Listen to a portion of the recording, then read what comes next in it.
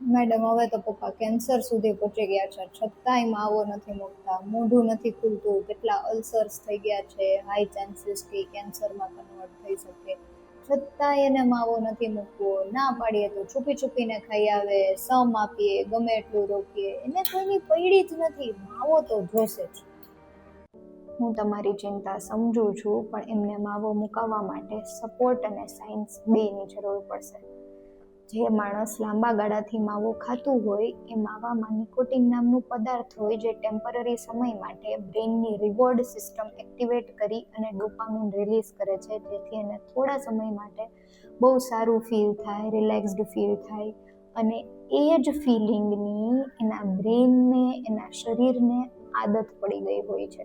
તો કદાચ વ્યક્તિ ધારે ને તો પણ એનું બ્રેઇન અને શરીર એને સાથ નથી આપી શકતું. એક આવે બિહેવિયરલ ટેકનિક્સ અને બીજું આવે મેડિકેશન. બિહેવિયરલ ટેકનિક્સમાં અમુક હોય છે, જેમ કે માવાનો સ્ટોક એક સાથે નહીં રાખવાનો, જ્યારે ખાવો હોય ત્યારે એક એક કરીને ગલ્લે જવાનો. માવો જેની સાથે લેતા હોય, જેમ કે ચાય હોય, દોસ્તાર હોય, એ બધું પણ સાથે ઓછું કરવાનું. ત્રીજું એ કે જ્યારે એકદમ તલબ લાગે ત્યારે મનને સમજાવવાનું કે 10 મિનિટ પછી ખાઈશ, 10 મિનિટ પછી ખાઈશ. ચોથું એ કે જ્યારે બહુ તલબ લાગે ત્યારે માવાની જગ્યાએ બીજું કશું ખાઈ લેવાનું, જેમ કે વરિયાળી છે, ચ્યુઇંગમ છે, કે તમને ભાવતી વસ્તુ છે એ ખાઈ લેવાની.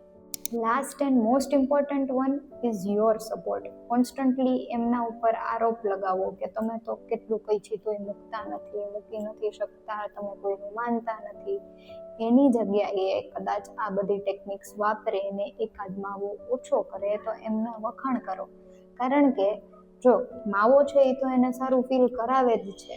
હવે તમારે માવાની જગ્યાએ સારું ફીલ કરાવવાનું છે, જેથી કરીને એ માવા તરફ નહીં ને તમારા તરફ વળશે.